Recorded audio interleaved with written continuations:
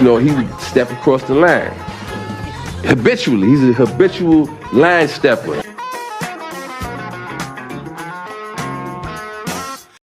You make me happy. Thanks for joining us on Kicking It with the Habitual Line Steppers podcast. I'm Garrett Charles Langley Henson. And I am Terry Ricardo DeShazo II. Audio's a little crispier. The mic is working finally again. It's not just a prop, So I'm back. Like I never left. The audio is crispy, even if our hairlines aren't. Terry, the Deuce is back with us. And Terry, this week, the Deuce has a little bit of extra significance because over the past weekend, you celebrated the 2nd anniversary of your marriage. Oh, yeah, I did. Thank you. Clap it up. How'd you guys celebrate, man? Shouts out to you and your terrific partner, whose name I don't want to divulge so everyone won't start getting in their DMs and Twitter. But how do you guys celebrate, man? It's a big milestone. We said her name on here before. Her name is Shay. No big deal. She's doing big things. But we went to a restaurant in Raleigh that we have never been to before. It was dope. Actually, we went to a bar, too, that we had never been to before. So it was nice. Went to 2 bars, actually. A couple different places out in Raleigh. Fine Folk is the name of the restaurant. Good shit. Yeah. Bottomless mussels. So how Harry, I'm surprised that you didn't come into this joint looking like me, blown up to 200 something. Hell nah. But yeah, if y'all live in the Raleigh area or around the Triangle, like Fine Folk was dope. Went to Person Street Bar, and then we went to Food and Beer is the name of another bar, which is like fine. All the places were great. I got no complaints. I feel like the industry's back. What do they serve at Food and Beer? Beer, liquor. They got it. It's a good menu. I recommend it to anybody. It's like we went to the area where we're kind of thinking about moving to later on, like if we're able to go over there. I need a garage. A lot of those places in Raleigh don't have a garage, which is weird as fuck. And everybody knows that. It's weird. But, I don't know. I want a house with a garage. That'll be my next house, but hey, once those YouTube checks start hitting, man. Hurry up and like this pod so Terry can get a garage. All right. Yeah. I need a garage. Stop collecting stones from the middle of the highway at 4 a.m. to create a barrier wall. So I can get a real nice car instead of these fake toy ones. Hey, shout out to Los, though. Shout out to Los. But yeah, man, it was an awesome weekend. Lots of celebration. Not so much if you were a Bills fan, though.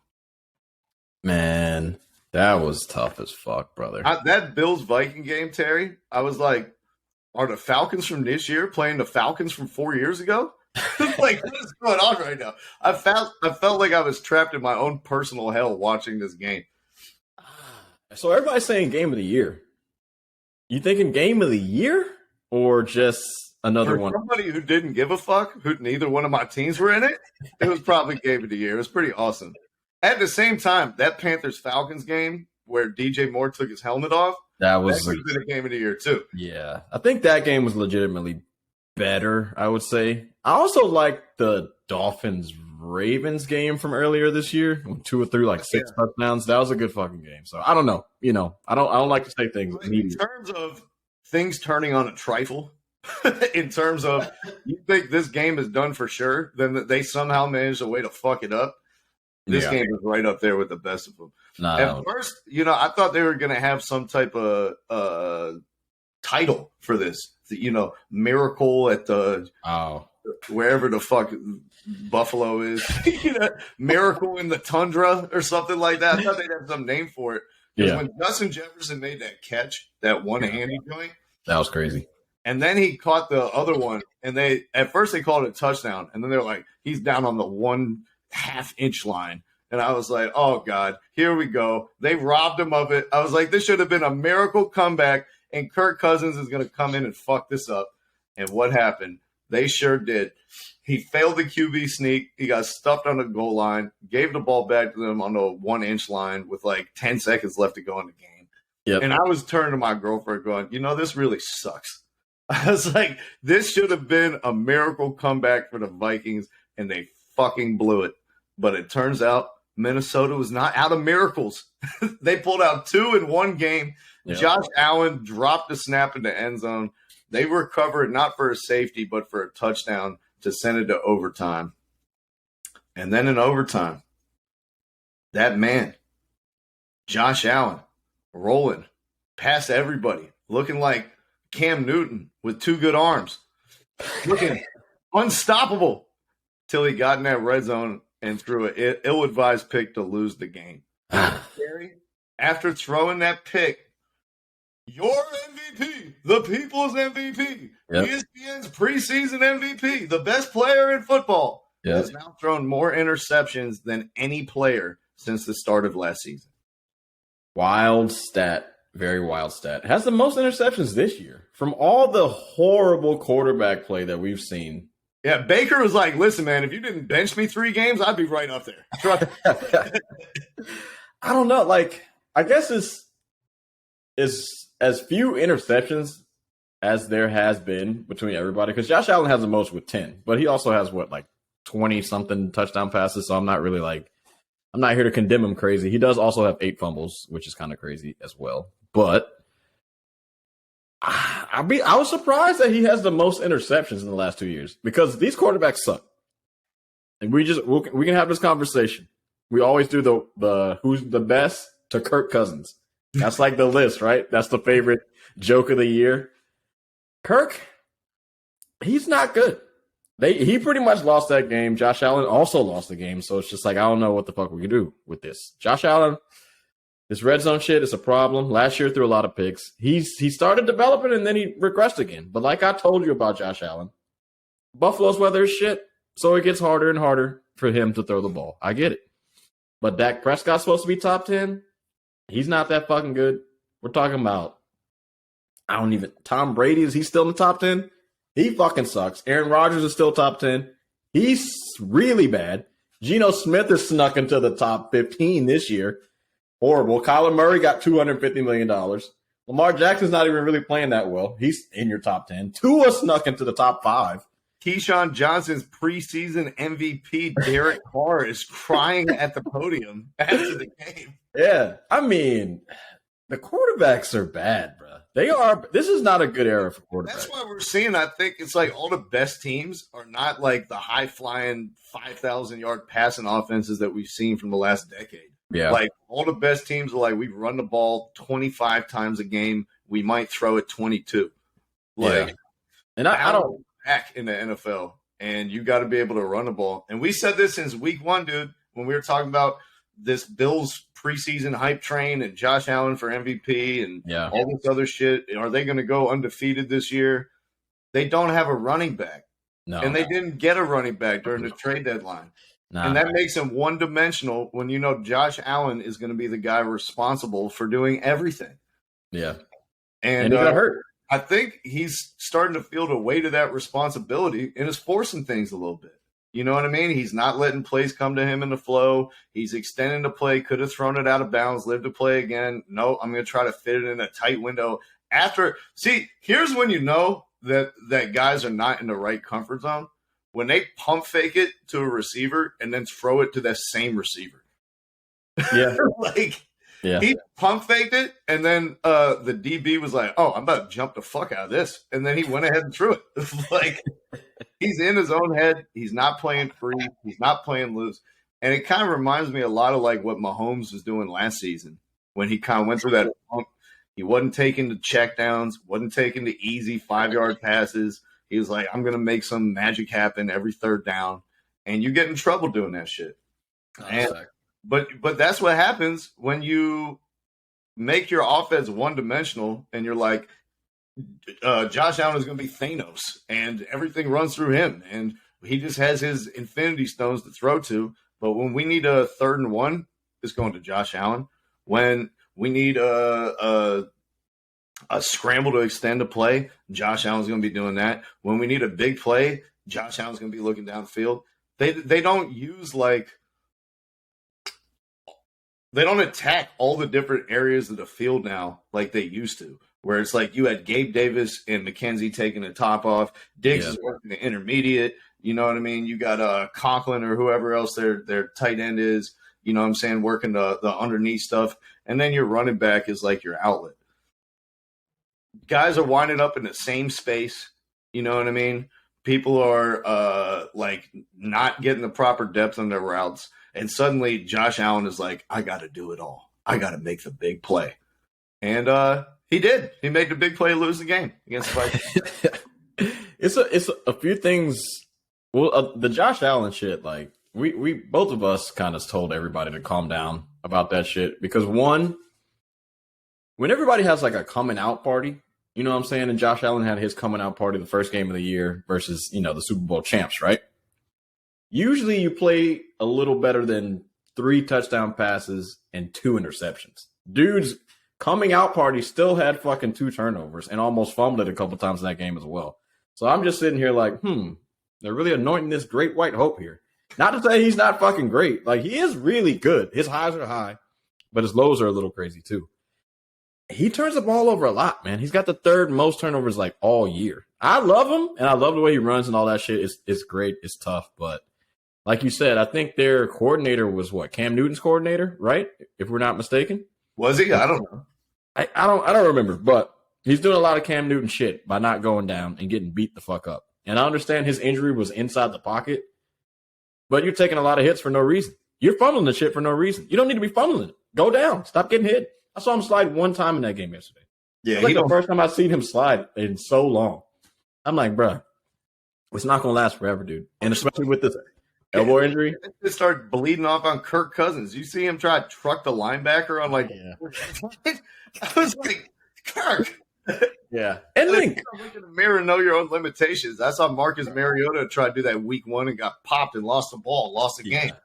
And it's like, if you're on the goal line, all right, go for it. Try to truck the linebacker. You're on the 4. Fucking slide. You got the first down.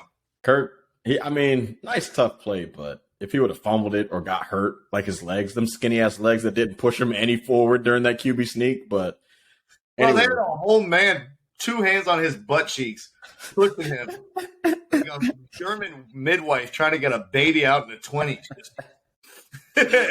And he still couldn't get across that thing. Man, that game. He fucking landed on the ground and moved the ball over the line. It was like. Yeah. That was. See, look, bro. Like, and then another thing from that game, too, bro. I think Minnesota are still frauds. You know, that didn't show me that they were doing anything great. The score was 27-10. Like, what, late 3rd, middle 3rd, quarter or whatever? Dalvin Cook, 80-yard touchdown, that makes it 27-17. I'm just like, oh, still down by 10. Oh, great fucking drive, guys. Next drive, Kirk Cousins sacked, throws it for an incompletion, gets sacked again, then a miracle throw to Jefferson. I'm supposed to be like, oh, the comeback kids are here. They shouldn't even have caught that. Where does that rank among the best catches you've seen? It is definitely up there, but especially with like they needed that catch, you know, to continue the drive and all that type of shit. They didn't score on that drive, so that kind of diminishes the catch a little bit. But the catch by itself is top 5 this year, definitely top 3. There are some catches out there this year that have been crazy. George Pickens had a nasty one, and Deontay Johnson had a fucking crazy one. But considering like the stakes of the game, the situation, the fact that the other dude, like Justin Jefferson, had no business catching the ball. The other guy had 2 hands. It was in better position than him. And somehow he manages to like snag it out of his hands with 1 hand, come to do his fucking butt cheek so it doesn't hit the ground, no part of the ball. I was watching that like real time. I was like, that may have been the best catch I've ever seen. Nah, that Odell Beckham, that Beckham catch was way better than that, bro. That Beckham catch was disgusting. And considering it was a fucking touchdown too. Like the Odell Beckham catch was a touchdown. Yeah. That was some wild ass shit. It was a great catch. It was up there, man. And Justin Jefferson, with Cooper Kupp, he's hurt.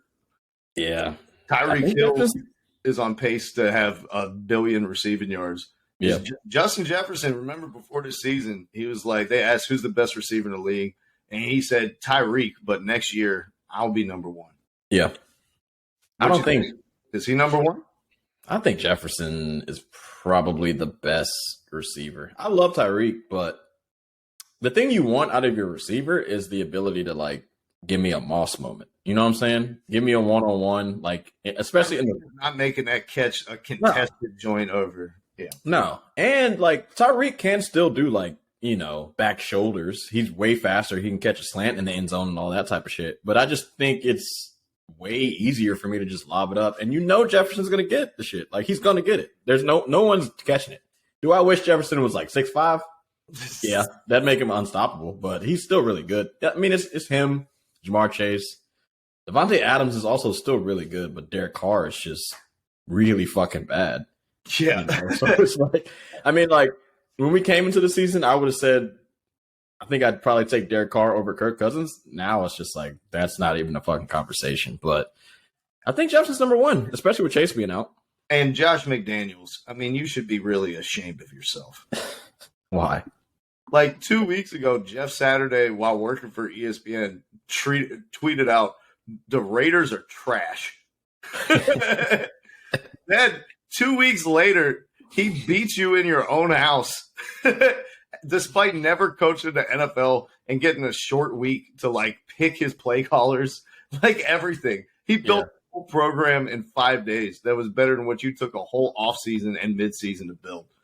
No, that's facts. After tweeting out that y'all are trash. Like, Josh McDaniels, go crawl back in whatever hole you went to after you accepted the job in Indianapolis, then reneged on your word and declined. Because you suck. Yeah. Yeah. No, that's facts. Hold up.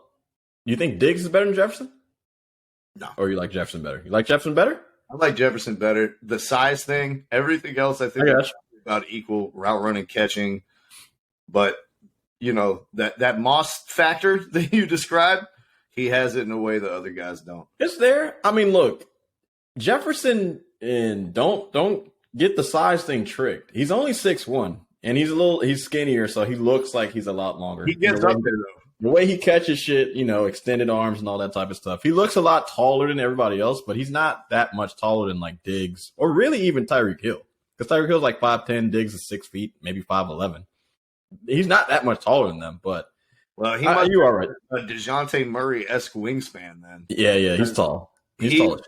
The catches that he makes looks different than the catches that Diggs makes. Nah, he's tall as shit. He's up there, bro. He's a beast. I don't know. We didn't even mention Jamar Chase, who's hurt his teammate. I said Chase. Yeah, I said Chase. That team. Can you imagine that fucking team with those two on the same team? And you gotta give a little a dig at Minnesota for getting rid of Diggs.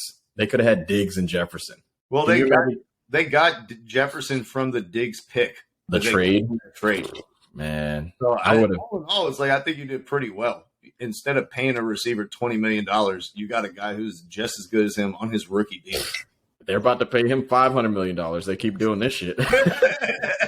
Watch his rookie contract year. They're going to be like, oh, yeah, Jefferson, I don't know if we're throwing it to you this year. We're going to run it a lot more. We're going to switch up the offense. Sorry, brother. And they look back at the numbers. They're like, you actually declined coming into your contract year. So I don't know what to tell you, Jeff.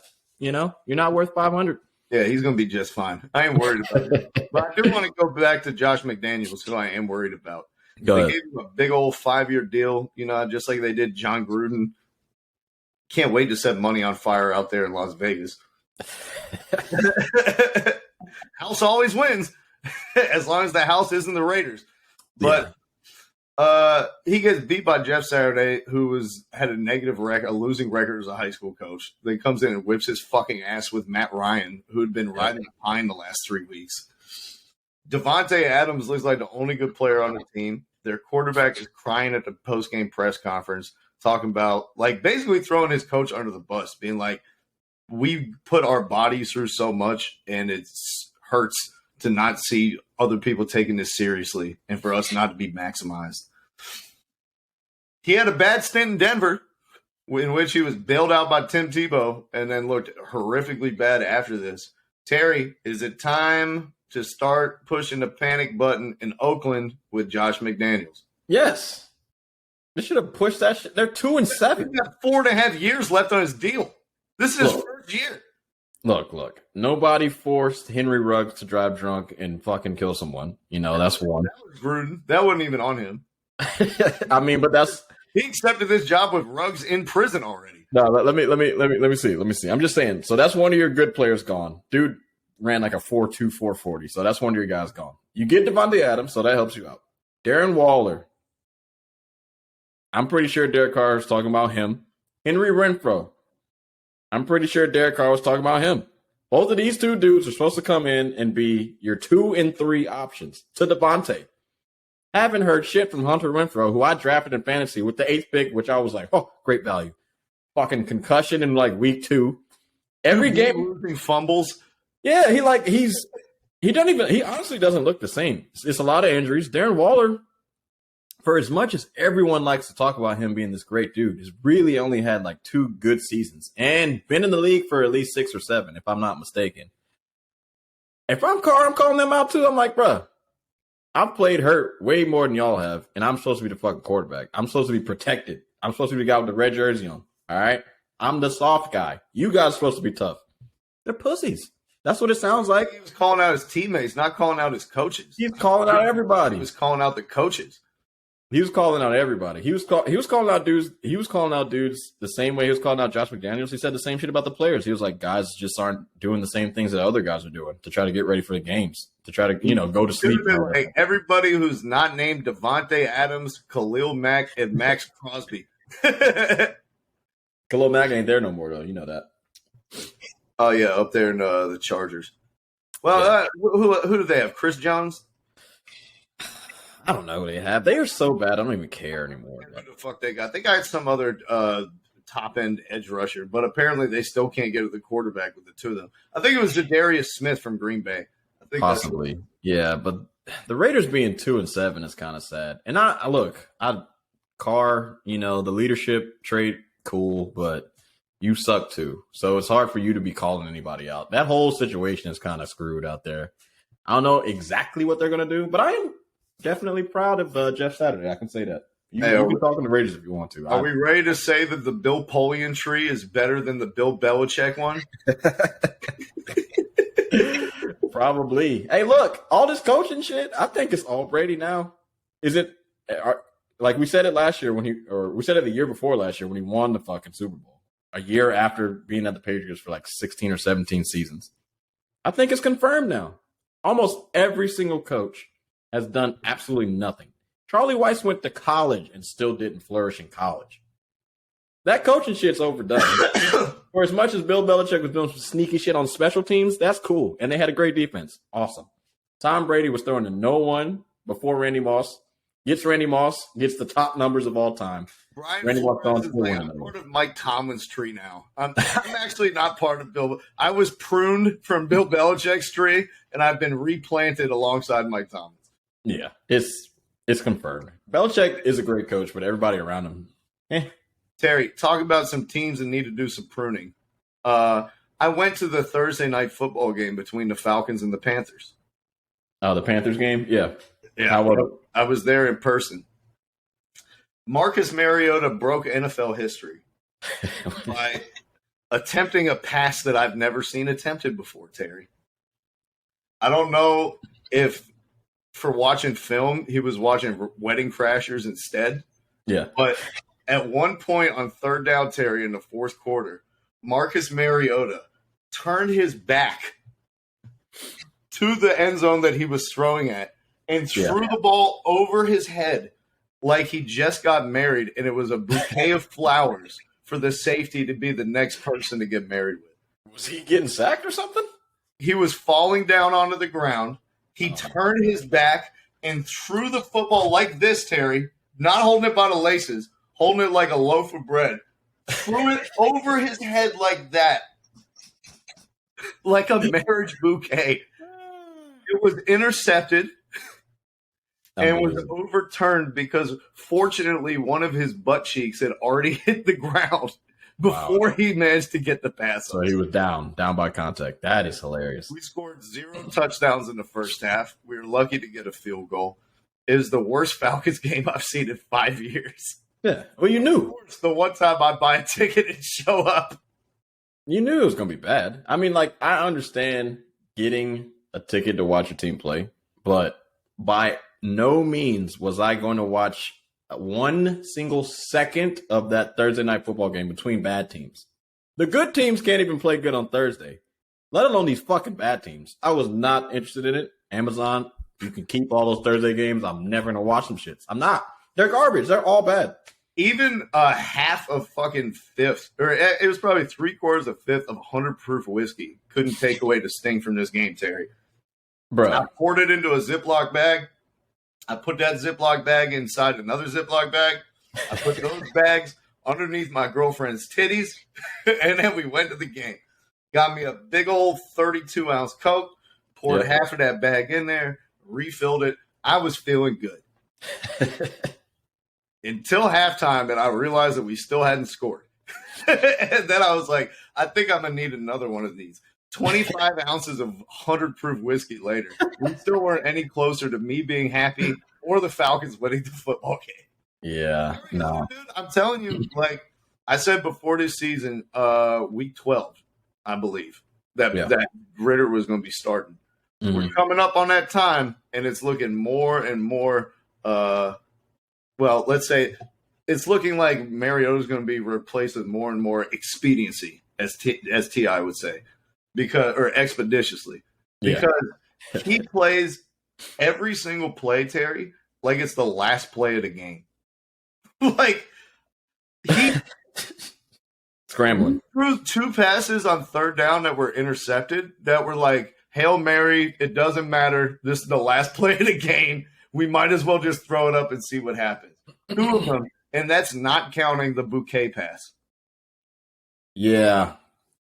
I saw the one he was trying to throw it to Kyle Pitts, I guess, and it was like just not even close. I was just like, come on, bro. Like, this is just Kyle Pitts, bro. I feel so bad for him and this fucking Mariota guy. I'm so surprised that Riddler's not even gotten in by now. Yeah. You guys have a chance to win, and I understand, like, you try to do the whole, we got a veteran quarterback. He can probably make better decisions than our rookie or however many years this guy's been in the league. But Mariota's doing some stupid shit, bro. Throwing it across the field, across his body, running to the right. Off one foot. He's just doing stupid shit. He's way smarter than that, first of all. I don't know about his ability. I don't know if he's better than that, but he's smarter than that. I don't know what he's doing out there. He's watching Josh Allen tape. That's what he's doing. He's like, if I can just be a homeless man's version of all the bad parts of Josh Allen. I mean, through like the first couple of weeks, he looked okay, but now he looks really bad. So I don't know what's going on with this guy. You got to get rid of him. We are first in the NFL in the the percentage of throws off target. Yeah, we are first in the NFL in like missed throws and open windows. We are like I think last in the NFL with like him putting the ball in front of receivers so they can get yards after the catch, like yak left on the table. Yeah. Last every category. He can't do it. He can't throw. Teams are now putting 8 in the box. They're putting 10 in the box. And they're like, you can't do it. And that's what we saw against the Panthers. He couldn't. It's not going to be too much longer before we see Desmond Ridder, I think. But Free Kyle Pitts. This week against your Chicago Bears, who did their damnedest to lose a game of their own this past weekend. How did it feel giving the Detroit Lions their first away win in 5 years after you missed an extra point? Shout out to Dan Campbell. Huh? He's doing a great job out there in Detroit, eh? Is he? No. They're their third win of the season, and we gave them their third fucking win, bro. I don't know. I mean, Justin Fields looks good. Like, he does look good, but I don't know if we talked about this or not. I think it was the same shit last week. It was like he played well and we lost by like 3 or 1 or whatever the fuck. I love it, bro. But can you win the game? Can you beat Detroit in Chicago? Can you do that? Apparently not. Evidently not. Can I get Chase Claypool some fucking, deep balls? No? 2 targets? Oh, cool. Congratulations. Good on that, but I don't know. Dude, he can run. Can you throw? Can you win the game? Can I get a fourth quarter comeback? Well, no? He threw that fourth quarter pick 6 that led to the Lions comeback. Yeah, that was. I mean, like, he's got the tools. It's almost there. It's just a couple mistakes. He does look good. You're coming around, Terry. You're the slowest one to come around, but you're coming. I said around. He was fine. I said after the Minnesota game, I was like, he's good. He's good. I said when he was drafted, you guys got your guy. You got your franchise quarterback. I mean, we said that. A different era in Chicago. Things are going to be different now. Yeah. And they look a little different to me. Maybe the wins and losses don't look different, but the way that it looks very, very different. And yeah, it's all cute. It's all cute and shit when there's no expectations. But then once it's like, oh yeah, Chicago over under 7.5, and we're fucking 5 and whatever the fuck again, I'm gonna be like, all right, buddy, it's time to start picking this shit up. We need to get some wins. We don't give a fuck about this draft. They doing that fucking Oklahoma City Thunder shit. How can we ever tell what our expectations are going to be when we keep trading away our best players for picks?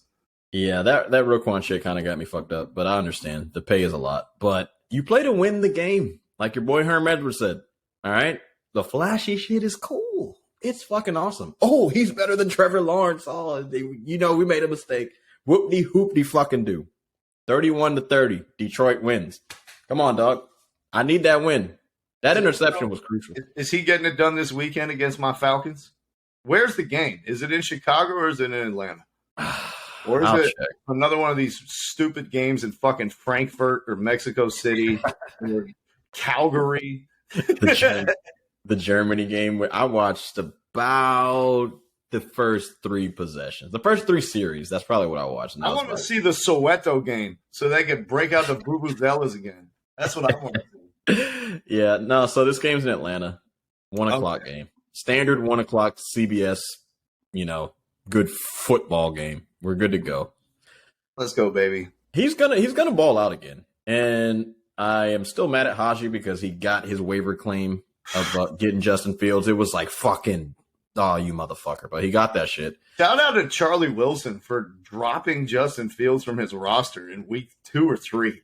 Worst to first, but still, he's climbing up. His team is dangerous as fuck. He needs a quarterback though. But anyways, that's some private shit.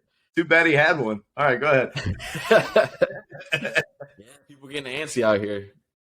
Who am I to talk? But I had the last pick. No big deal. Fields look good, but like I said, I gotta get some wins, bro. So like we could be in the hunt. Are the Bears winning this weekend in Atlanta? Call your shot. Nah. No. Nah, he's going to have another fucking exciting game of a 200 pass yard. 85-yard touchdown run. But no, this is what he's going to do. He's going to do the same shit. 200 pass yards or 250, whatever the fuck, 100 rush yards. Ooh, lose the game. Marcus Mariota, Kyle Pitts. 8 targets, Mariota. 2 receptions. Now I understand the pain. Hey, listen, man, some of these targets are pretty generous where the shit one 15 yards away from Kyle Pitts and they say he was targeted. Actually, I think it was the free safety who was targeted on that play. Hell yeah, bro. I don't know, man. But like I said, this is what we're looking at. I mean, where's Justin Fields at? I know he's still behind Kirk Cousins. Is he top 20 now? Dude, Dan Orlovsky, I don't know if you saw it today. He went on what is it? One of these ESPN football shows. He said Justin Fields should be in the MVP discussion. I did hear him say that, and I would like for him to shut the fuck up because Justin Fields has 19 combined interceptions and fumbles, which is the second most in the league. 1 above Josh Allen, who is also another MVP candidate. Hey, you can't be an MVP candidate with that many turnovers. I don't give a fuck. Josh Allen 3 weeks ago, fire. Justin Fields 3 weeks ago, almost out the fucking league. All right? So, I mean, don't sit here and say like this dude's supposed to be in the MVP conversation. The first 4 weeks of the season, we were horrible. We're still not good. We traded away a player. You can't have an MVP and they trade away their best player. Are you shitting me? Stop it. If Fields was the truth, Roquan Smith would have never got traded. And that's a fact, bro. I love him, but MVP is crazy. Stop. MVP. Tua, Tyreek Hill.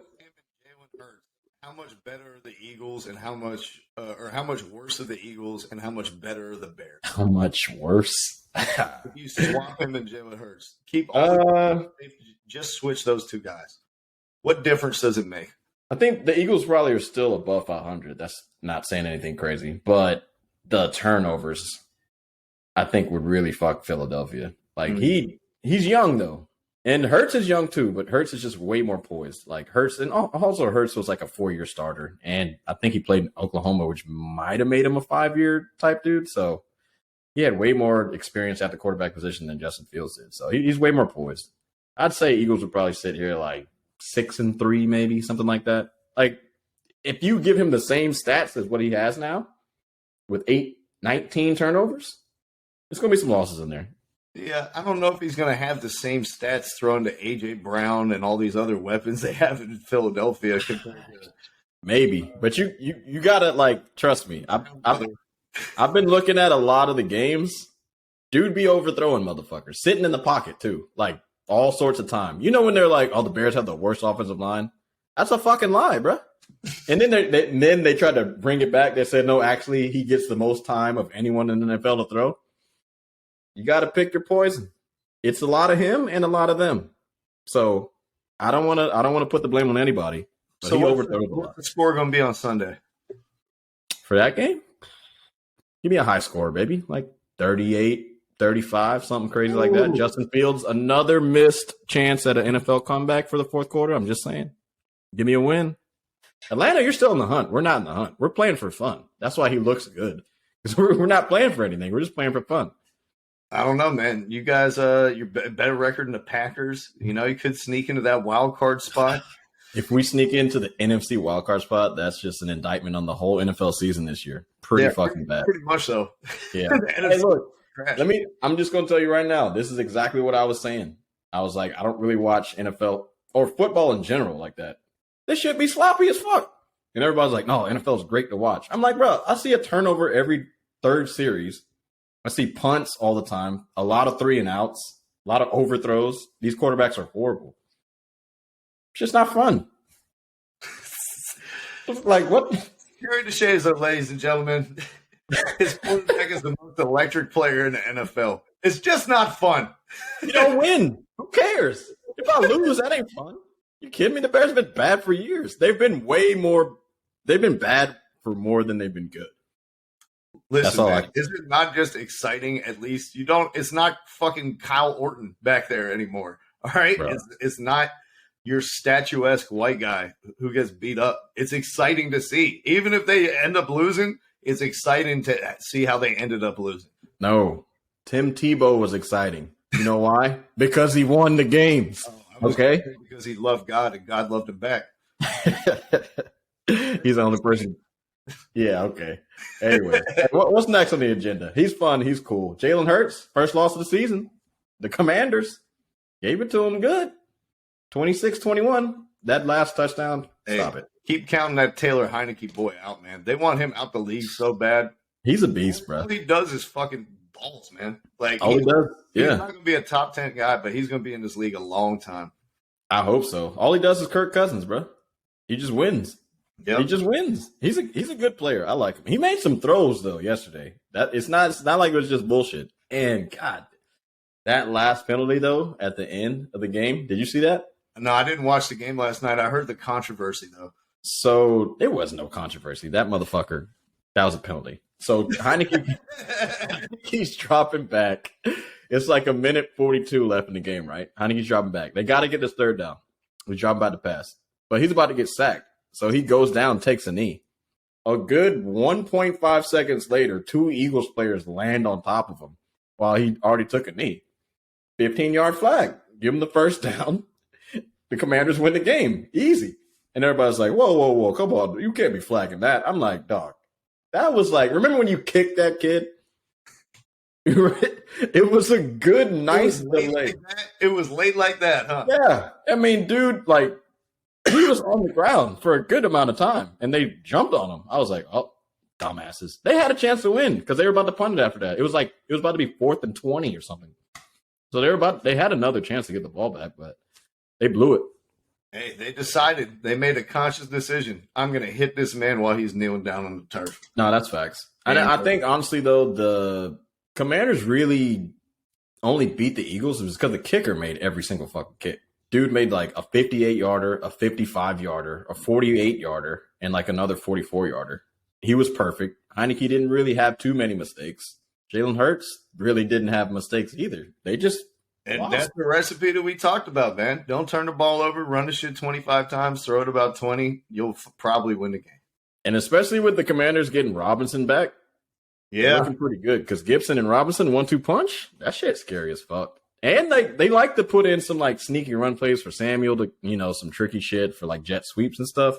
I like them. I really like them, and their defense is tough. So I got to give it to them. What's his name? Old dude coming back too. Chase Young coming back next week. Yeah, and he's an absolute monster like we saw last year. So they're a team to look out for. If only they could switch their name back to the football team, and we'd be talking serious, right? And hurry up and sell it to somebody else. The Redskins are back, baby. Oh, never mind. It's not just your sunburn. But hey, look, with Jalen Hurts losing that game, MVP chances, are they gone? Or are they still there? No. I mean, if he goes 16-1, he'll still win MVP. But I think 3 is the magic number. If he loses more than 3 games, he's out of the. That's he's not gonna have the Mahomes numbers. Like, if you have relatively around the same record as these other top guys, you're not going to win because you don't throw for 5,000 yards. Nah, he's not. Have the best record if you want to win MVP, Jalen Hurts. And so that's my thoughts on that. But let's stay in Philly, Terry, and talk about Joel Embiid. Earlier in the season, we mentioned that he was out of shape, that he was working his way back into form, that he was getting back in basketball shape, that he wasn't quite there yet. It looks like my man is back. He scored 100 points in 24 hours in 2 back-to-back games. He had 61 in one game, had 40-something in the other against the Hawks. 59 and 42, yeah. It's crazy. It's good shit. Good shit. That's great. The way he did it, dude. It's the way he did it. It was everything coming together. Like, face-up game, the mid-range jumper, wet as fuck. As soon as you go to contest that, I'm dunking on your ass. Yeah. Nothing in the paint on defense. He swallowed, shot it. I think he had 7 or 8 blocks. Like, that was only a third of the amount of shots that he changed. And then that only represents a small amount of the decisions that the other players made where they're dribbled into the paint and did the Steve Nash and dribbled right back out. And, dude, we talked about Giannis this season and how he's supercharged another level. We've talked about Luka and his incredible hot start despite having a shitty supporting cast around him. Mm-hmm. Joel Embiid firmly put his name back in the MVP hat saying, I'm not washed. I'm not out of shape. I'm not Mr. Inefficiency taking bad shots all the time. Give me the fucking ball to James Harden and you go stand in the corner and I'll take us to the promised land. And, man, was it impressive to watch. So he got the ball a lot more in these past couple of games than you think in the, first 12 games, right? Yeah. It's crazy what happens when you let the best post-up player in the world post up. And that's exactly what we wanted, right? That's exactly what I said. I was like, this motherfucker, you're not Dirk. Stop with this stupid shit. Now, the mid-range, I love that, Nice. I think if he can really get that elbow, it wasn't a foot in from the 3-point line. You know what I mean? It's top of the key, closer to the hoop. Yeah, that top of the key shit, I'm done with that. If I ever see him at the top of the key again, and that's like a designed fucking play, I'm turning it. I don't care. I'll watch a commercial before I watch that possession. I'm not watching that shit. Oh, speaking of unwatchable possessions, Terry, did you see that DeAndre Jordan possession that I put on your Facebook wall? Yeah, I saw that. That was crazy. That was a horrible effort. But look, let's not get into that. Let's not get into that. If you want to look it up, DeAndre Jordan missed like 4 rebounding opportunities. I can do 18 minutes on DeAndre Jordan right now. Lob City. Hey, look, I'm still not there on Joel. We're only 14 games into the season. We're a little less than a quarter into the season. I want to wait until I see my, 5-game sabbatical of Joel getting hurt. I want to wait until I see my 10-game sabbatical of, Joel getting hurt.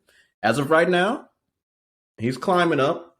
For me, I'd say 6th or 5th as far as MVP conversations go. Sixers are 7-7. The Sixers, are they in the playoff hunt right now? At the beginning of the season, he looked terrible. He did. The thing is, he's back. Like, he's got to give me more. Got to give me more than 2 games. I need 5-game stretch. I think he's going to be fine. Give me a 5-game stretch. That's all I'm asking for. Give me something good. That dude's a beast, but I'm just sick of talking about the same shit. Playing playing in the shape. Be in shape. The way that he did it, Terry, it was like, I don't know how you guard this. I was like, I don't know what system you put in here to stop this. Like, the only way you stop this is he misses shots or you double team and his teammates miss shots. Because he's getting a steady diet of easy-ass buckets. And he kept it easier the more he was making them. And he did it on who? Clint Capella, right? For the Hawks for the first game? Yeah. Which is a pretty good fucking defender. Yeah.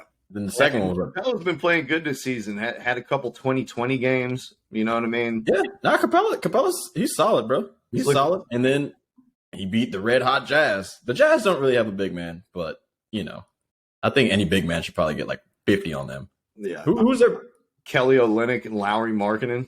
Yeah, that's lunch meat. That's fucking Embiid. That motherfucker sees foo-foo. He's killing that. He's destroying that. Like, that's easy money. He was dipping the Lowry in the Markkanen, and then yeah. Hey, look, I will say this about you though. The Nuggets are sneaking their way back in. The Jazz are starting to drop off a little bit, but the Trailblazers are still 9-4 in the West. Dame Blazers. Dame Dollar. They don't have a great supporting cast, but I like Dame though. I've always liked Dame, but he just has never had like anyone to help him out at all. And he's not great at defense. Yeah, so I'm just not going to believe the Yusef Nurkic story for the fourth time until I see him play the whole season. Yeah, that's the thing that's tough about him. You have this guy who's like, he's the anchor of our defense, and he's how we beat teams who switch against us. And he posts smaller players up, but if you try to put a stretch four in him, he'll put his ass under the rim and dunk it. You can't make your whole identity that, and then he doesn't play in the playoffs and doesn't play 40 games in the season. Like, I got to see it to believe it. I don't believe in the big rotation. They got some great wings and Josh Hart and Shaden Sharp and some of these other guys, Jeremy Grant, etc. But and we already talked about their guards with Gary Payton and Anthony Simons and Dame Lillard. But yeah, those bigs are going to be a problem. And you know I'm always big first. So no, you like the bigs. You like the bigs. But consider me still out on Portland. So far for you, and we did this last week, and the week fucking changed drastically since we last talked about the NBA. Who's your biggest surprise? Besides the Jazz. We can't do the Jazz again. They dropped off. I'm going to say the Warriors. Yeah. I'm going to say the Warriors are my biggest surprise. So their inability to win away from home. They sent Wiseman back to the G League. Should have sent Kuminga with him. They sent him to the G League again? Yeah. Oh, that's it. Biggest bust of all time. Yep. You know, they won a championship last year, and they thought they were going to replace all these championship-level rotation players with the young guys taking the next step. And the young guys have not taken the next step, and they're playing two-way guys. They're playing some guy I've never heard of next to Draymond Green, who was closing the game for them the other night. I never fucking heard of him. I watched a ton of NBA basketball. Never heard of this guy. And that's who they're playing. Your current NBA champions finishing the game. Some two-way guy I've never heard of. There's Anthony Lamb. Yeah, there you go. Thank you. Have Damn. you heard of Anthony Lamb? Did you know who he was before today? Nah, bro. It's not because I'm a bad fan. It's because the Warriors are out of options. Yeah. We're not beat writers, all right? We cover the whole NBA. We don't just cover the fucking Warriors. So I'm not going to know who Anthony Lamb is. And also, we live on the East. I'm not watching we don't even know what college he went to. We watch college ball in the East. I don't watch Washington Huskies. I don't watch the Pac-12. I don't know who the fuck this guy is. Who is this guy? You've never heard of him. Of course, I'm not going to ever heard of his ass. Apparently, he's somebody who can play defense, which is what they desperately need. Oh, yeah. James Wiseman, I'm jumping at every shot. He's got like the worst defensive rebounding rate of any big in the league because he jumps to any big not named Mitchell Robinson because he jumps to block every fucking shot. Yeah, you know, out of place on defense. Kuminga looks lost. I don't know what Kuminga can do this season besides run and jump. Yeah, man, that one looks kind of bad. And you were saying, especially because of like where he got picked in the draft, he got picked 7th in the first round. He's got to show some more something. Wiseman going back to the G League year 2. I talked about this earlier. Let's do it on wax. What's the difference between JJ on the Hawks and Jonathan Kuminga? Oh, Jalen Johnson? Whew, man. What's the appreciable difference? Now, we picked Jalen Johnson at 19 and played him in the G League his entire rookie season. Now he's actually contributing for us, playing like 20 minutes a game, coming off the bench. He took Gallinari's spot. Jalen Johnson. Here's the biggest difference between them two and why people are. Jalen Johnson can dribble and pass. You're right. He's better than Kuminga. No, for right now. And I think he's always been better than him. It just kind of flipped just because Kuminga helped out on a championship team. So the only reason people are going to say that Kuminga is better is just because of that. And also, Jalen Johnson was just way more popular than him. Jalen Johnson was the number one recruit coming out of high school, went to Duke, quit on Duke. So people already kind of see him in a bad light. Then he goes G League his whole rookie year, and everybody's like, uh-oh, turned into a bust. But dude has talent. He just needs to have the drive. And Atlanta is like, fuck a drive. We're just going to play you. And if you play, you're just going to be good. Some guys, you just need to play them, and they're just going to be like, all right, I'm on the court. I'm good. They're going to show you some shit. But some guys are going to show you nothing. Up and send it to Nate McMillan regarding A.J. Griffin. Yeah. Some dudes, you just got to play them, you know. But A.J. Griffin. Here's my point, man. Jalen Johnson was available at 19. If you want a guy who has unlimited potential, but all he does is run and jump, you can get him at 20. You don't take that guy at the 6th pick in the draft. Yeah, that was tough. I don't know. It's still early, but as of right now, I know you love anointing Hawks. No. Earlier. I'm not saying Joe Johnson's going to be some amazing guy. You're saying he's better than him now? Yeah, I'm saying it's a bad pick. I'm saying that if you wanted to get Kuminga, you could have traded that pick and picked Jalen Johnson at 20. If you wanted a guy who was super athletic, who all he did was run around, jump, block shots, and bring an athletic presence, you could have not picked that person at 6, and you could have traded 15 spots down and got that guy. That's what I'm saying. You could have just traded the whole pick. Terrible pick. Yeah, they could have just traded the pick. And my greater point is that they fucked these pigs up for a hot minute. They haven't been able to draft in the lottery. Goddamn, since Clay? Was that the last decent player they took in the lottery? Yeah, because Draymond was 2nd round. Yeah. I mean, dude, that was fucking 10 years ago. Organization that's light years ahead of everyone else. No, they just got a top 10 player of all time. They got this probably, I won't say 2nd or 3rd, but like he's one of the better shooters of all time in Klay Thompson. And they got Draymond Green, who's probably one of the top 20 defenders of all time. And that's your new bad for Steph Curry, who we said this year, I was like, he's going to ball out. He's been coronated. He's going to have his MVP type season. Terry, he has better numbers than he did in his unanimous MVP season. He's playing well. Can't win. Yeah. No, he's playing well. It's just everybody around him is not really doing a whole lot. Look, man, I love Steph. You know, I've always loved Steph. He's a North Carolina guy. You know, we both are going to have some affinity for him. And going to Davidson, which is near Charlotte, where you live, great player, great motherfucking player. But KD gave them 2 chips, you know? So that's 3 for Steph and Clay and Draymond. This next one, I'll give you all that. That's 2. That's fantastic. The team is pretty much the same except for who? We're going to say Gary Payton II. Otto Porter, which is, I can understand the Otto Porter one. And then Juan Toscano. Bielitsa. And Bielitsa. You guys, you got to be able to fucking carry some shit. It's not just those guys. Like, Steph's doing his part. Clay and Draymond, you got to step up. They're the ones. I'm not going to blame the fucking role dudes for being shit. I'm looking at Draymond and saying, you suck. Clay, if he doesn't step up, trust me, Josh Lamb is ready. Anthony Lamb. Anthony Lamb is ready. Hey, no disrespect to the University of Vermont. That's where he went. No disrespect. But we just don't know who he is. You might have his jersey retired, but I just don't know who he is. They put him on a double scholarship to go to University of Vermont. They're like, listen, man, you got offers from places in the South where it's warm to come up to Vermont. We'll give you a full ride and your child a full ride when they. Ooh, you know what? I just thought of an idea. Let's play a game. Do you think we have more YouTube subscribers than Anthony Lamb has Twitter followers? Yes. I will look this stat up. Now, why don't you give the audience the number and plug us and see where we can get? Well, guys, if you have not yet dropped a like or a subscription, I would appreciate it very much if you did. We're trying hard to get these checks from YouTube. Terry's trying to build a garage. onto his new house. Still working on a car to put inside it.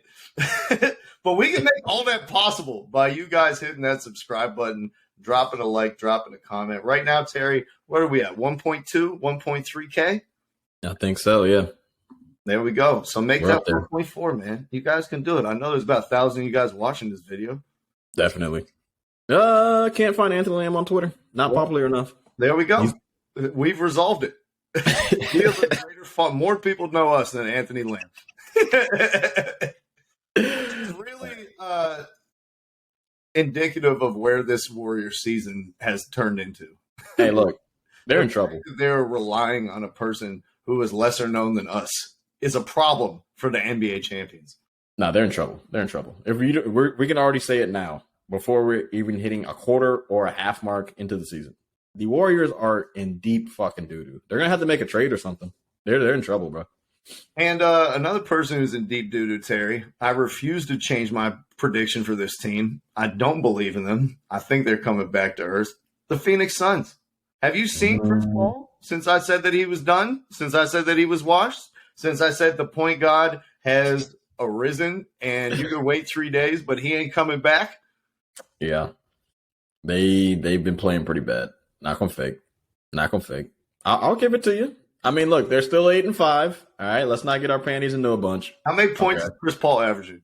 I don't care. He's a point god. I'm not worried about his points. 8. In the last 10 games, that'd be a crazy stat. No, 8 points a game for the season. That's insane. 8 points a game? Yeah, he's shooting like 25% from the field. I'm about to get the official stats right here, my friend. About to get those. That's kind of crazy, bro. Look, I mean, they're still a good team, though.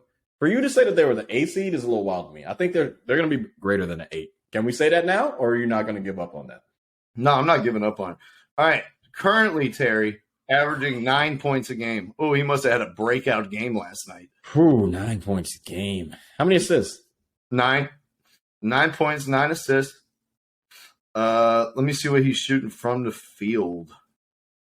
3-point. I just want to know the threes.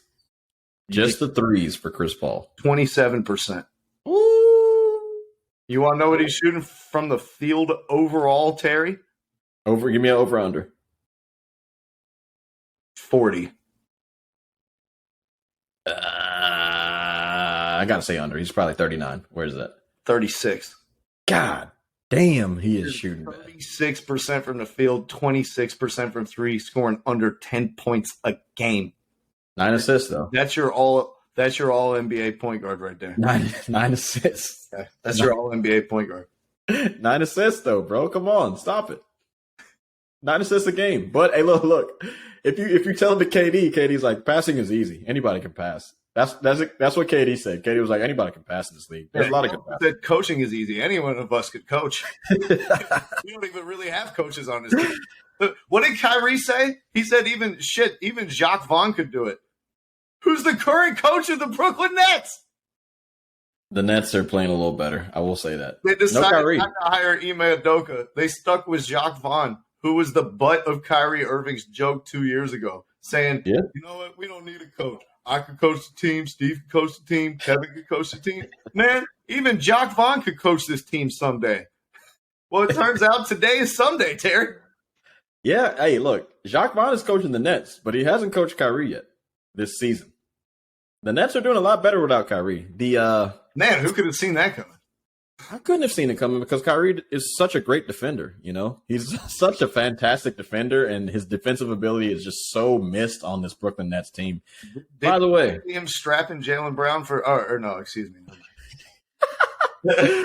Kyrie, he's still got to go through his 5 list of shit to get back into the game, so it's going to be a while before he starts doing that. Hey, look. I posted on Facebook 2 weeks ago. I was like, y'all dribble play god motherfuckers who just like dribbling in 2K. Get in your time with Kyrie now before they take him out the game. Okay? Man. What would you be more surprised if Kyrie is still in 2K in May or if that he's out of the game? What would be more May? Nah, he's still going to be in the game. It'd be a surprise if he doesn't come back to the league. He's gonna come back to Brooklyn. Come on now. Is he going to stay the whole season? Or is I'm he not going to do another thing in 3 weeks? I'm not sure about that. He's unpredictable. I don't think he's going to play this whole season, man. I think we're seeing the beginning and the end of Kyrie Irving. Man, just play basketball, bro. Like I love his philanthropy, but you gotta learn to be quiet sometimes. You gotta chill, dog. Some things you can't put out there, but he is who he is. Out there, stand on it and have a discussion and own it. And don't just be like, I didn't promote it. I'm just the same as you guys. I don't have a voice. And then the same breath be like, yeah, I know I have an incredible platform with millions of kids looking up to me. What makes you a tremendous human being and leader is the ability to know when you're wrong and just apologize for being wrong. So you are a great person in some aspects, but you are also a really shitty one in other aspects. So it is what it is, Kyrie. I love you, man, but you're fucking up right now. Well, let's stay in New York, Terry, to another team that's fucking up. What's going on with your New York Knicks, man? Starting Cam Reddish at point guard, letting the Thunder score 140-something points on you in a regulation basketball game, playing a 12-man rotation. And the funniest part of it all is Mr. Untouchable, Mr. I will not be included in the Donovan Mitchell trade. Quentin Grimes has yet to play a fucking minute. What is going on in New York? Quentin Grimes? He's not untouchable. RJ Barrett was the untouchable. No. It was Quentin Grimes who they refused to trade, including the RJ Barrett trade, who they took off the table and nixed the deal for. Your Summer League MVP. I mean, look, he's young, Give him some time. RJ Barrett was untouchable. They haven't. He hasn't played a minute the whole season, Terry. That's Blame. You guys are playing a 12-man rotation, and it doesn't include the guy who you refused to trade for Donovan Mitchell. Blame Tibbs. Don't blame me. It ain't my fault. I said the Knicks are going to be an 11 seed. Until Tibbs is gone, your development of all your young players is going in a negative direction. He does not like young players. The only young players he ever played? Derrick Rose, one of the best fucking young players we've ever seen. You know who else? Jimmy Butler, another really good fucking player in this league. Everybody else, you got no chance. You got no fucking chance. He wanted to play fucking Ben Wallace above Joakim Noah. You're shitting me? Ben Wallace was fucking cooked when he was playing with the Bulls. Are you kidding me? Thibodeau, it's just not there. Young guys, he hates them. I understand if people make mistakes, you don't play them. But if somebody's under the age of 24 and they make a mistake, you know what you do as a great coach? You teach them. Dumbass. I hate this guy. Hey, I don't hate a lot of people, but him, he's on the list. You know what you do when you draft a young player and then they improve every single year that they're in the NBA and develop a three-point shot and become freedom. No, you just play them 18 minutes a game behind Julius Randle. Ah, man. Dude, Obi Toppin is better than Julius Randle. Like, straight up, right now, he's better than him. He's better than him. I can't say that. He's really good, though. It is weird that he's not playing a lot. He's the one, and I think people are kind of falling in love with RJ Barrett. 18 minutes a game.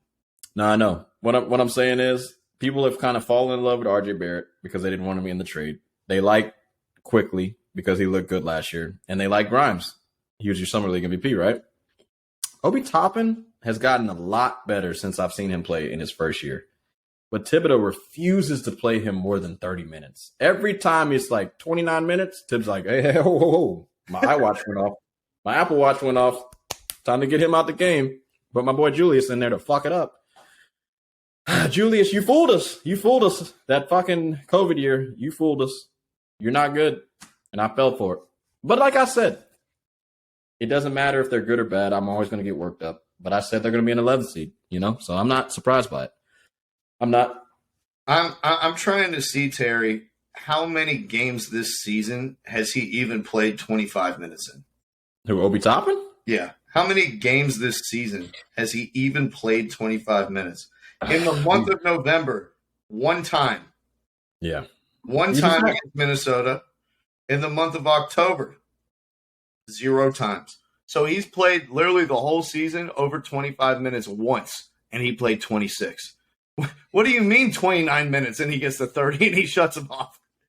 What are you talking about? That would be a dream scenario for Obi Toppin playing 20 minutes a game. I'm just telling you, when he gets into those 20s, he's out of there. I don't know, man. Look at this shit. 13, 21, 14, 13, 17, 15, 18, 15, 15, 21.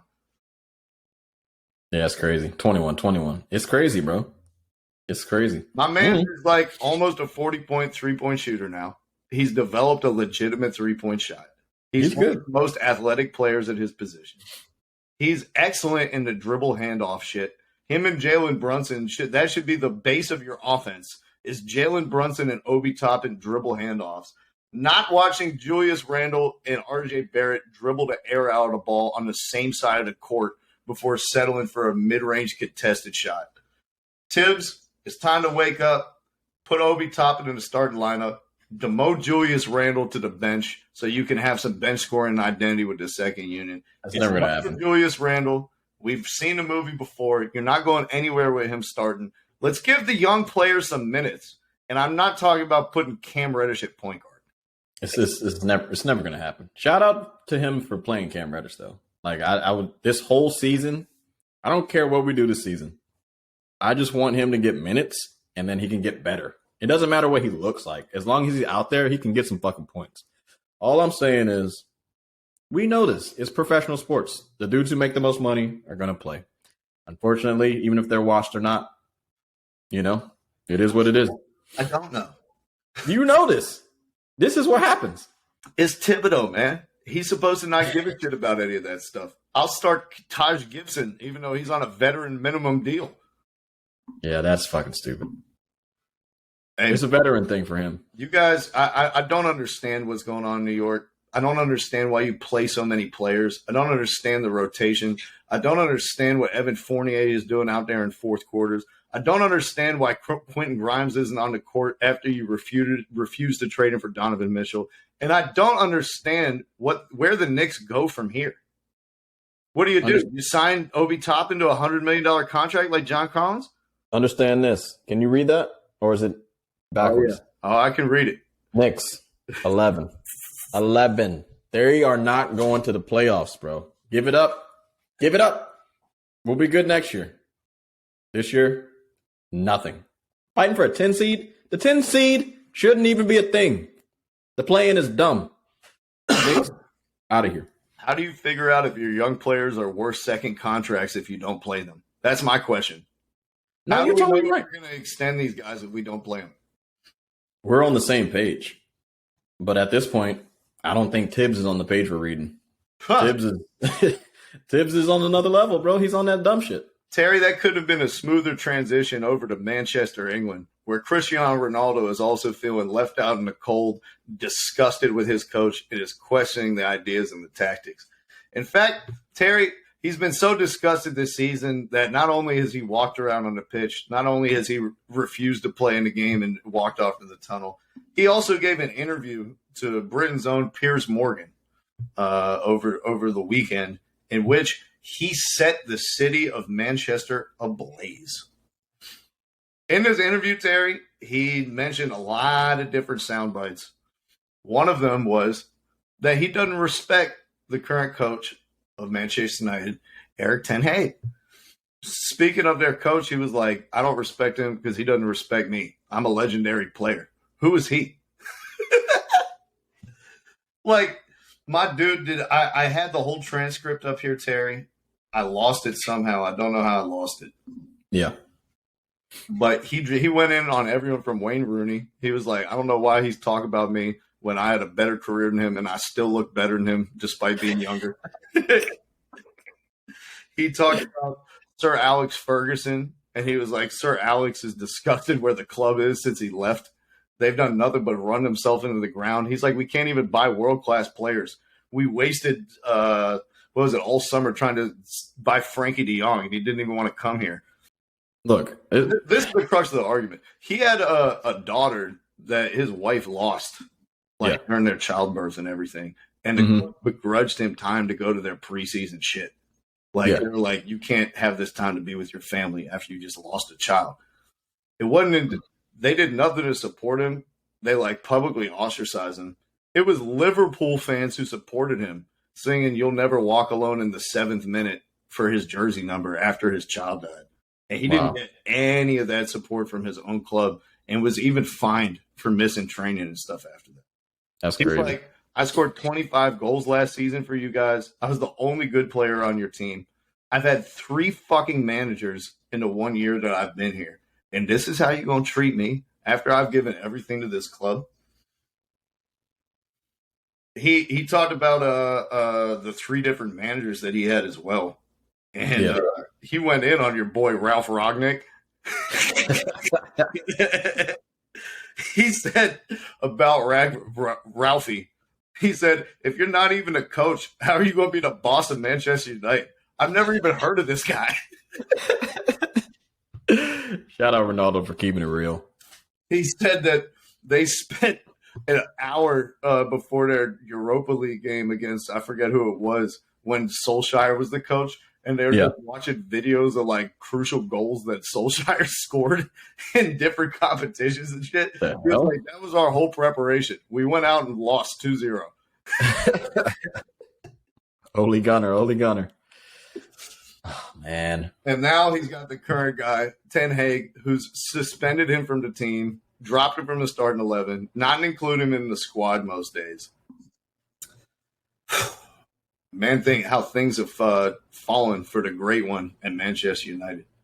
But shouts to Cristiano Ronaldo for being the line stepper of the week and going out here, commissioning an interview just so that he could slander the entire, label, what is it? Organization, label, and motherfucking crew. Yeah. He shit on Man U. Look, good on him, bro, because he doesn't deserve this, dude.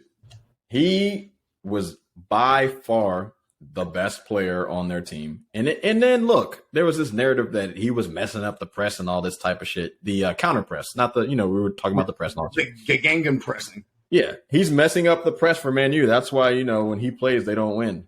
Shut the hell up. Stop throwing this out. We know a lot of people don't like Ronaldo. He's a cocky, arrogant son of a bitch. But when he's on the field, he produces, bro.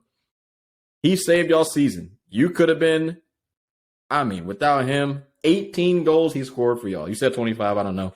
Could have been some other shit. Yeah. 18 games, 18 goals I saw him, 30 matches that he played in. He's getting you goals.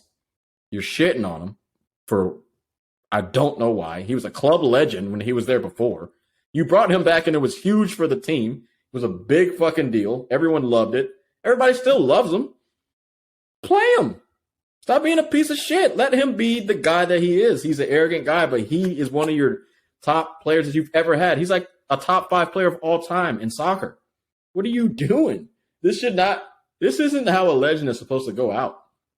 It makes no sense. And whatever team you send him to, I bet he's going to win like a Champions League final or something because dude's a beast. He's always going to score. MLS Cup final. Wherever he wants to go there, I think he's going to flourish. It doesn't matter. He's good. He was great for Juventus when he was still old. He's old and he's great. Messi's still good too. And I don't understand why we're trying to treat these legends like they're like done. They're not done. This is what we love to do, though, man. We love to build people up till they're like taller than skyscrapers, and Josh Allen is the greatest quarterback in NFL history. And then we love to tear them down right from it. That's what we do. But man, this is more about like a club tearing itself down, and it reminds me of Barcelona. Like Barcelona is hiring fucking different members of the press to run smear campaigns against their own players. Manchester United's leaking all types of shit out in the media, having Gary Neville and Jamie Carragher fucking talk shit about their own players every day on Sky Sports. Yeah. But the whole reason that they got Ronaldo in the first place was wrong. The only reason they bought him is so he wouldn't go to Manchester City. They didn't need Cristiano Ronaldo. They had no plans to integrate Cristiano Ronaldo. They had no long-term vision with Cristiano Ronaldo. They spent $60 million just so that he wouldn't be a Blue. Yep. And when you do stuff like that, when you buy players so other people can't have them, when you buy players for social media or fan relations, sell jerseys, that's how you get into trouble. We saw it with Barcelona time and time again. And here we are with Manchester United. The best thing that Manchester United could have done for Manchester City was buy Cristiano Ronaldo. Yeah. Because now they have Erling Haaland. Yep. And they're fucking flourishing. Ronaldo, they never would have needed Holland. They would have kept fucking 37-year-old Ronaldo. But now, you guys, you spent the $60 million, so he'd never be a blue. He's always a red. We brought him home so we could treat him like shit, suspend him, and not let him come to the games. And meanwhile, on the other side of the city, where it's blue, flourishing, bro. Miles over there. Yeah. You see Erling Haaland doing interviews with Piers Morgan. Not at all. They got into it for the wrong reasons, and now it's biting them in the ass. I hope you learn something from it. They aren't going to learn shit. They've not necessarily been bad, but if your expectations when Sir Alex Ferguson was there was like winning titles, winning Premier League titles, winning Champions League titles, winning FA Cup, FIFA World Cups, all that type of shit, Club World Cups or whatever. They just haven't been good. They're the Cowboys of the Premier League. They're the Cowboys of Europe. They're just doing stupid shit all the time just to stay relevant. Be good on the field. Stop worrying about everything else. Just win the games, and then you will come back into flourishing and being a great club again. But right now, you're a fucking publicity stunt. Like, nobody wants to go play with y'all if you're going to treat one of your greatest players of all time like this. To be perfectly frank with you, I wouldn't even want to touch it. Because that's fucked up. To be perfectly frank with you, the only reason they're doing this is because he's not British. If Cristiano Ronaldo was Cristiano Ross, Christian Ross, there's no fucking way anyone would be acting like this. Zero chance. This is crazy. You're all right. You're right. Maybe you're right. Nah, you're right. They don't treat the British guys like this. It's wild as fuck. It is wild. It's pretty crazy. And I just want them to go, anywhere and win a Champions League and then make United. Anywhere is up when you're going from Manchester United. I mean, and he said exactly what you're saying to the press. He was like, since Alex left, Sir Alex Ferguson, he said, the progress has been zero. Since Sir Alex left, I've seen no evolution in the club. Nothing has changed for the better. Nope. He said, you have some things inside that don't help us reach the top level like City, Liverpool, and even now Arsenal. A club with this dimension should be top of three, in my opinion, and they are not, unfortunately. They're... man, I don't... He went on to talk about how they can't buy players, how nobody wants to go to Manchester United, how they're not competing for the top silverware anymore. Like, a big, big fall from grace since old dude was winning the treble with Manchester United, man. I mean, your boy Sir Alex left in 2013. Since then, they've had what? David Moyes, Ryan Giggs, Luis van Gaal, Jose Mourinho, or Jose, Ole Gunnar Solskjaer, Michael Carrick, Ralph Ragnick, who was like an interim conservative, whatever the fuck you want to call him. Now the guy that they got now. And have they won a championship since then? I'm not sure. I'm not going to go back and look, but I'm going to say no. Jose Mourinho said the greatest accomplishment of his career was finishing second with that Manchester United team. Yeah, it's fucking crazy, bro. And they don't have any. They got. I'm looking through all the guys after Sir Alex. It looks like they have 1, 2, 3, 4. They have 5 trophies. 2 of them are community shields. They got 1 League Cup, which is like it's not the FA, so who cares? They got 1 FA Cup, and they got 1 Europa League championship. That's it. That's their 5 trophies. Yeah. 2 community shields. Give me a second. They used to win that shit in 1 season. Yeah, give me a second. I think it's choking. Hold on. I got you.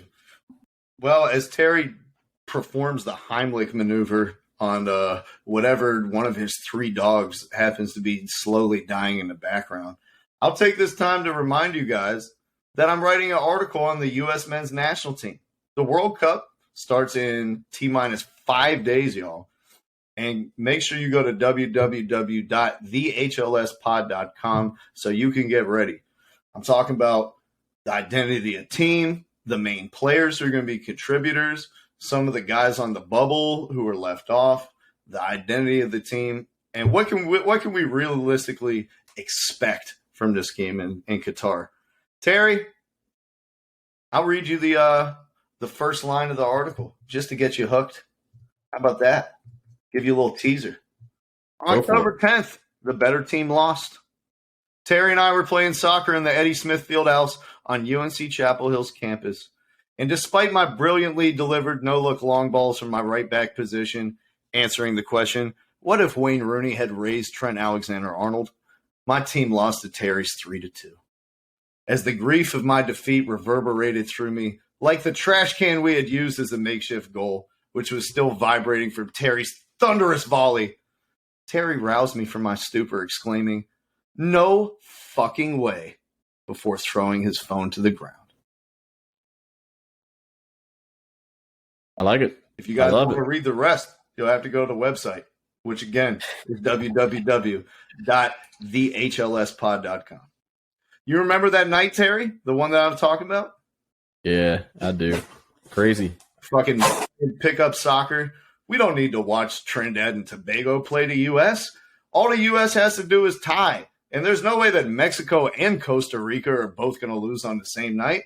We don't even need to watch this game, we thought. Didn't make it to the World Cup. Out here fucking watching all my other friends from other countries lose their mind, drinking beer. Oh, it's our turn. Not us. Yeah. So that's why this World Cup is extra special. It's been 8 years since we were last in it. After that night, I never took another World Cup qualifier again for granted. Make sure I watched almost every single one. And I think that's what made this journey even more special, Terry.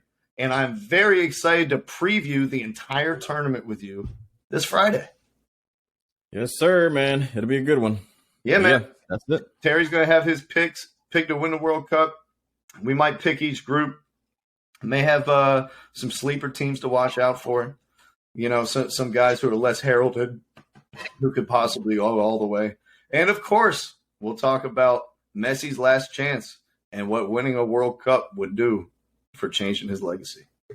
So, you guys make sure you check that back out on Friday. Thank you for kicking it with us on the Kicking It with the Habitual Line Steppers podcast.